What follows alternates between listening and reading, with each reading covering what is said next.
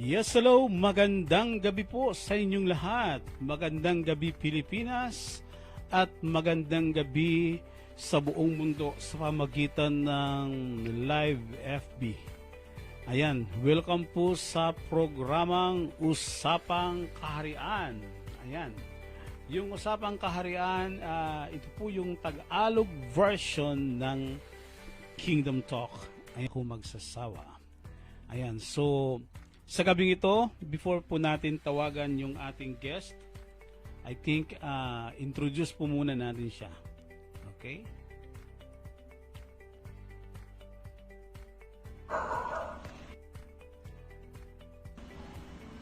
Hello po. Good evening, Tacloban. Good evening, Philippines. Yes. I have the honor to introduce to you an architect by profession with 30 years experience.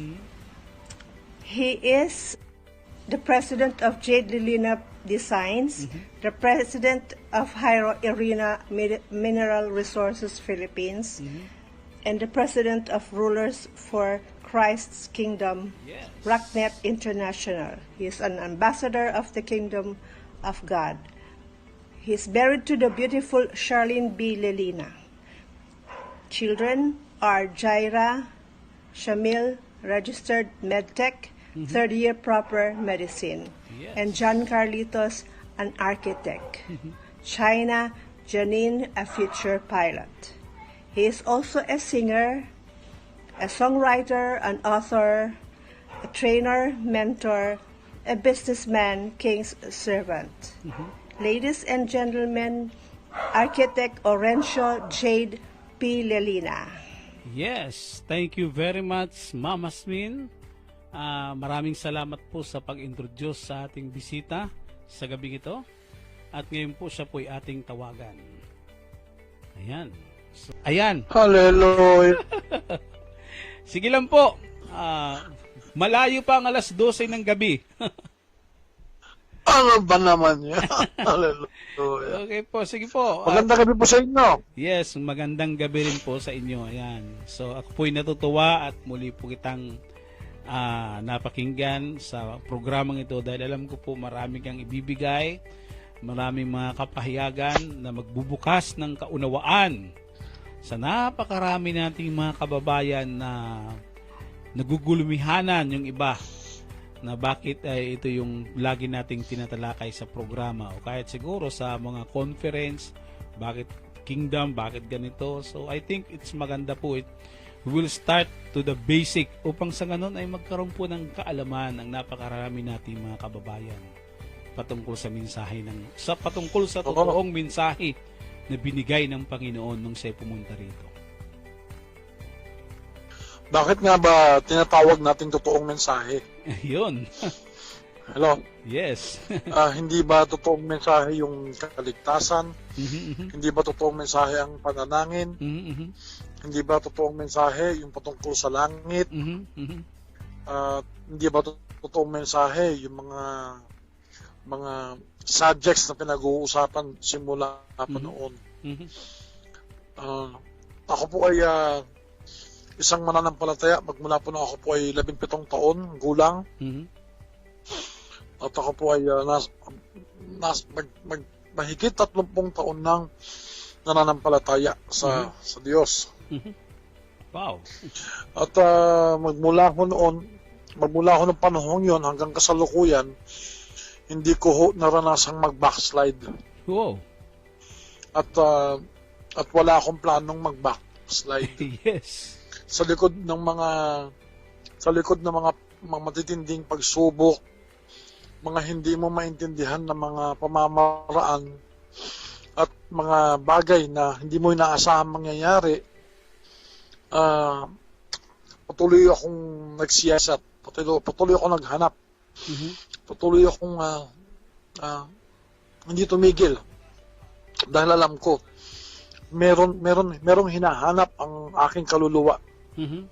Kasi talaga namang magmula noon, napakasipag ko na sa paglilingkod sa ating Panginoon. At masipag ako maglingkod.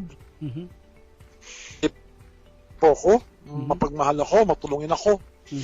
At kung maaari po may mga pagkakataon na ako'y ugali kong may natatapos sa likod ko ng mga bagay na yun, isa po yung layunin ko. Wala akong iba kundi ma-please ang Panginoon. Mhm. Hello? Yes, okay po. Hello? Yes po. Okay pa. At sa likod ng mga paglilingkod na yon, sa likod ng mga karanasang mayroon ako, pagmula sa pagbubukas ng gawain, sa mga cell group na sa loob ng 6 na buwan, lumaki ng 500, Mhm. magmula sa lalim, sa pananalangin, Mhm. magmula po sa mga movement na tinatawag katulad ng healing, nandun po ako, Mhm. sa prophetic, nandun po tayo, Mhm. sa deliverance, nandun po tayo, Mhm. at sa mga signs and wonders and miracles, nandun po tayo. Mhm. Na-involved din po ako sa pagsamba, Mhm. at ako nga po Wow. isa rin pong umaawit at Mhm. gumagawa ng mga awit, Mhm. lumilika ng mga awit. Sa dami ng panahong na ibigay ko sa paglilingkod, nagtanong din ako kung ano ba talaga yung mensahe. Mhm. Yes. Lahat naman po ng tinuturo ng mga pastor ho ay okay naman. Mhm. Okay naman ho siya. Dahil yan po ay biblical, scriptural, Mhm. pero meron po tayong tinatawag na kinakailangang matumbok natin. Yes. Kasi sa likod ng mga bagay na tinuturo, mga naituro, isang bagay ho yung hinahanap ng aking buhay. Mhm. Yung tuwirang at totoong pagbabago. Yes. Magmula po sa dating buhay at bakit patuloy ako lumalakad sa kasalanan. Mhm. Alam ko ako'y pinatawad na, Mhm. ako ay patuloy pinapatawad, pero bakit hindi ako managumpay Mhm. Yun. sa gawaing laman? Mhm. Hindi ako managumpay sa mga bagay na ayaw ko. At alam kong hindi nalulugod ang Mhm. Diyos. Yes. Talaga pong hindi ako gumasos ako, talagang punta ako dito, nakarating pa ako ng ibang bansa at dahil may hinahanap ako Mhm. sa bagay na alam ko magbabago ng totoong buhay ko. Alam ko pinatawad ako.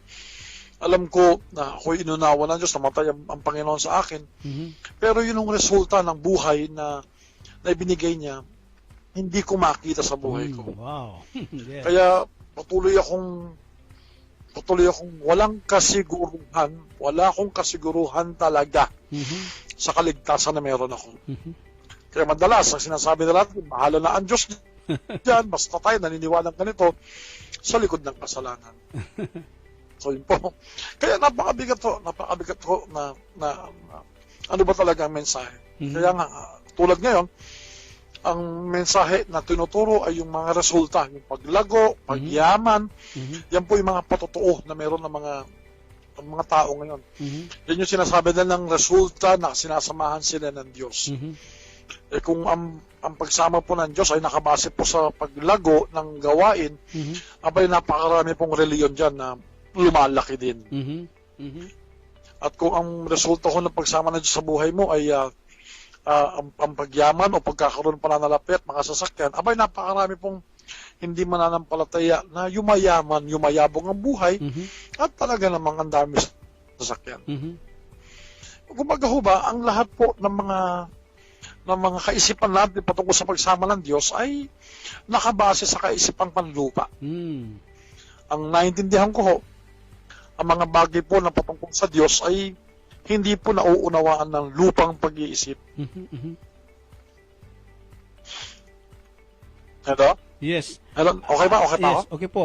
Alam niyo po, naiintindihan ko po yung sinasabi niyo sapagkat ako man din ay nasabihan dito na sa kingdom na sabi ng sinasabi mong kingdom pero motorsiklo lang yung service mo.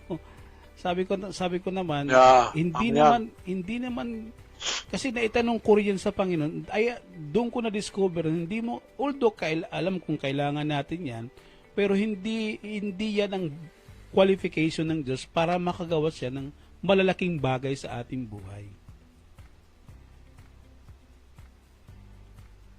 Kaya, tama yan. Kasi kaya nga, sa loob ng 17 taong kong pagsasaliksik ng kaharian, mensahe ng kaharian, ako po'y nailagay ng Diyos sa kanyang pagtuturo. Mhm. Kasi ngayon, nakikita ko na ang mensahe ng kaharian ay dinadala ng iba na napakadali. Mhm. Parang tinanggap mo mensahe, na natuwa ka, nakuha ka, tapos tira ka na kaagad, gawa ka na kaagad. Parang ito na. Mhm. Doon po nalulungkot ang Diyos at natatawa. Mhm. Nalulungkot dahil akala ng iba naintindihan nila tuluyan. Mhm. Natatawa dahil akala nga niya yun na. Mhm. Kaya po, ang mensahe po ng kaharian ay una, ito po ang desire, ito po ang layunin, ito po ang naisin ng Ama. Nung siya po ay, ang ating Ama po ay, hindi po siya insecure. Mhm. Yes. Minsan nga, nakalagay po doon sa sinulat ko libro. Sa sinulat ko libro ngayon, Mhm. nilalabas ko sa susunod na taon, Wow. na ang motivation po ng Diyos sa paglikha ay pag-ibig. Mhm. Hindi niya naman kinakailangan lumikha ng tao na sasamba sa Kanya kasi ang dami na sumasamba sa Kanya eh. Yes. Ang motivation ng paglikha niya ng tao ay pag-ibig na nais ng Ama na kung anong meron siya Wow. at Wow. ano yung nagagawa niya ay magawa din ng nilikhang ito. Wow. Kaya madalas pag pinag-uusapan natin ng Father's Love, doon natin naiisip yung pagbibigay ng kanyang anak, ng bugtong na anak ng Panginoon, which is tama din naman. Mhm. Tama din naman talaga yon. Pero kung titingnan natin sa mas malaliman pagkakataon, ang Father's Love ay nakaikot ho doon sa desire ng Ama na ibigay sa nilikha niya kung anong meron siya at kung anong nagagawa niya Wow. Yes. sa level ng lupa. Mhm. Nilikha niya, ang nilikhang ito na binigay niya, binahagi niya ang kanyang DNA, Mhm. binahagi niya yung kanyang kaalaman, binahagi niya yung galing niya, Mhm. binahagi niya yung lakas niya, binahagi niya yung kapangyarihan niya, Yes. at yung kaya niyang gawin sa nilikhang ito. Mhm. Yun ho ang kaisipan ng pag-ibig ng Ama. Mhm. Kasi ho, kung hindi naman nagkasala ang tao, ay hindi ho mangyayari yung ibibigay ng Ama ang kanyang bugtong na anak. Mhm. Pero dahil inadya ng Ama na ibigay ang kanyang sarili sa kanyang nilikha, na isama po doon yung pagbibigay ng kanyang anak. Yes. Hello? Yes. Kaya ang nakakalungkot, ang akalaho ng iba, na ang mensahe ng kaharian ay isa na namang pagtuturo o karagdagang turo na meron sila at exciting. Mhm. Pero kung titignan po natin, ang kaharian po, ito ho yung desire ng Ama na nais ibahagi sa kanyang nilikha. Mhm. Yes. So, ang mensahe pong ito ay ang pagbabahagi ng gobyerno ng langit, Wow. gobyerno ng Diyos Wow. sa tao. Mhm. Hindi ho pinag-uusapan dito yung mga benepisyo at yung meron ng tao. Mhm. Kasi lahat po ng mga bagay na ay bahagi lamang. Mhm. Ang unang nilagay ng Ama sa tao ay yung kanyang karakter. Mhm. Yung kanyang karakter. Mhm. Yung kanyang ugali, meron siya. Kaya ho, pinag-uusapan ito dahil maliban na ang tao ay maibalik sa ugali, sa karakter ng Diyos na original na meron siya, Mhm. doon pa lang ho talaga siya magkakaroon ng kakontentuhan sa buhay, Wow. fulfillment sa buhay. Mhm. Wow. Yan ho yung mensahe ng kaharian. Kasi nakakalungkot, lalo ho ngayon na ang dami-dami nagsasalita tungkol sa kaharian, pinag-uusapan po yung patotoo nila, Mhm. paano sila nagkaroon ng ganito, nakabiling sasakyan, Mhm. lumaki negosyo, ganito, ganyan. Abay, sa totoo lang po, pasensya na po tayo, pero yan po ay isa pong immature na kaisipan pag ikaw po ay nasa kaharian. Mhm. Sa totoo lang ho, ang mensahe po ng kaharian ay napakahirap. Mhm. Kasi kung madaling ginawa ng Panginoong Yesus ang pagbibigay ng kanyang buhay. Mhm. Pero grabe ang dinanas niya, grabe ang pagbabawing ginawa niya para ito ay maibalik sa atin. Mhm. Kaya mga minamahal natin tagapakinig, ang mensahe po ng kaharian ay higit po ho ito sa mensahe ng kaligtasan. Yes. Ang mensahe po ng kaharian, ito po yung naisin ng Diyos na maibalik sa bawat isa sa atin Mhm. yung paghahari, sa pamamagitan ng karakter at kakayanan ng Diyos na ibinigay sa atin. Wow. Diyan ho nagsisimula lahat. Mhm. Muli po, napakasarap intindihin na Mhm. Mhm. na karakter ng Diyos, ugali ng Diyos, kakayanan ng Diyos, ibibigay sa iyo. Wow. Yes. Hindi ho madali ito. Mhm. Pero kung papasinin po ninyo, ito ho yung mga bagay na ipinakita ng Panginoong Hesus. Mhm. Nung siya po ay lumakad dito sa lupa, Mhm. nung siya po ay nabuhay dito sa lupa, Mhm. pasinin po ninyo ang salita ng Diyos. Wala siyang binabanggit, kundi ang patungkol sa Ama. Mhm.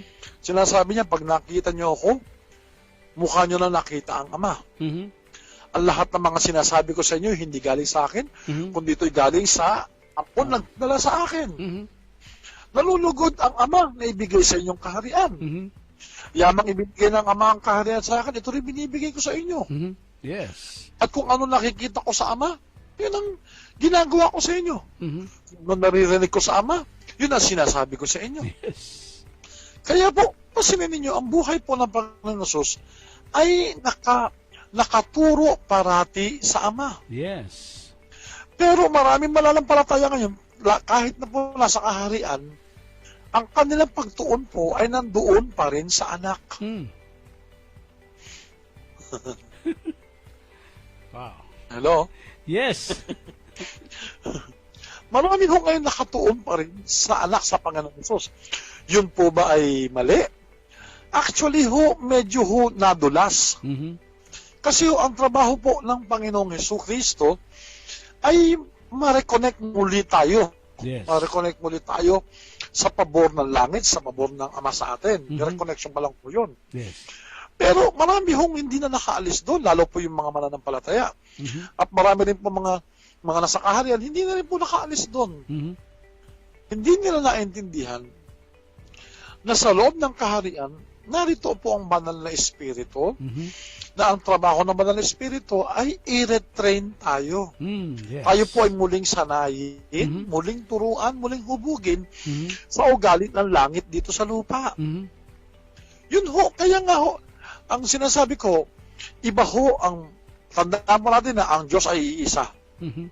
Pero napakaganda pong isipin na iba yung pag-ibig na pinapakita ng Ama, Mhm.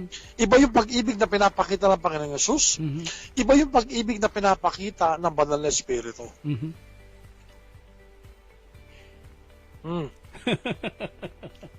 Naintindihan po natin.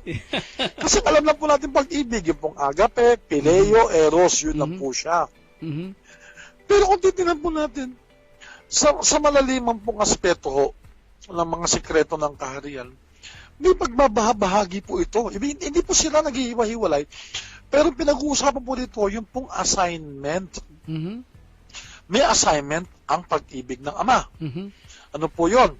Ang pag-ibig po ng Ama ay nakaikot po nung kanyang likhain, nais niyang likhain ng tao at kung anong meron siya, ay bibigay niya dito. Mm, wow. Grabe po pag-ibig na Amang yan. Yes.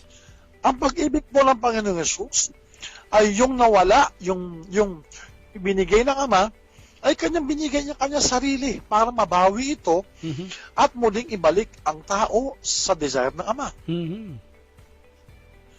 Pero ang pag-ibig na nagmumula sa banal na espiritu ay pambihira at hindi ho basta-basta. Wow.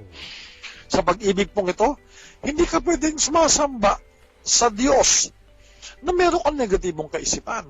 Mm. Hindi ka pwede sumasamba sa Diyos tapos meron kang selfishness. Mhm. Hindi ka pwede sumasamba sa Diyos tapos meron kang pag gumagawa ng hindi tama, hindi maganda, o ibang kaisipan. Yun ho ang malalim na kaibahan Mhm. na nakalulungkot dahil marami tayong nakikita, marami tayong naririnig na mga nagsasalita tungkol sa kaharian na Ito na po sila, ganyan na po sila. Mhm. Nakaranas po ng pagpapala at nagsimula na silang tumayo. Mhm. Nakaranas po ng pagkakilala, nagsimula na silang ganito. Mhm. Pero sa likod ng mga bagay na yon, makikita mo na hindi ho established talaga yung karakter ng Diyos sa kanila. Mhm. Yes. Mga tagapakinig po, ang mensahe po ng kaharian po ay malalim. Mhm. At kung ang kaisipan po ninyo ay kaisipang panlupa, kaisipang pananampalataya, Mhm. talagang hindi po ninyo ito maiintindihan. Dahil po, So, ibig niyo, nung ito po yung unang kong tinanggap. Sige. ibig niyo pong sabihin na ba, may price na babayaran para maintindihan ito? Meron. Mhm. Mhm. Doon nga ako natatawa. Doon ako natatawa ngayon dahil nga may nagsasabi nga po Mhm. na bakit daw po ako nagpapabayad sa kapahayagan tinatanggap ko samantalang libre ko daw itong tinanggap. Mhm.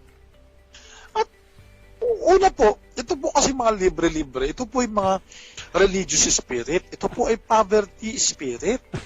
Ano po? Tandaan po natin, Yung mga libre-libre ito ay... po ay religious spirit at poverty spirit.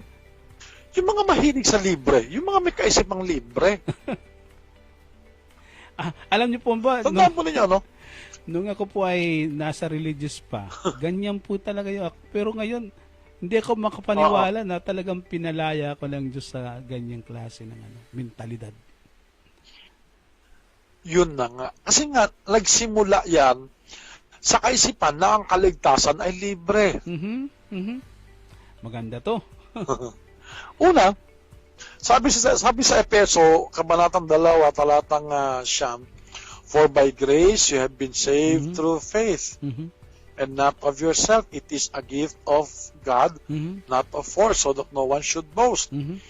So sa pamamagitan ng biyaya at dahil sa pananampalataya, ikay naligtas. Mhm.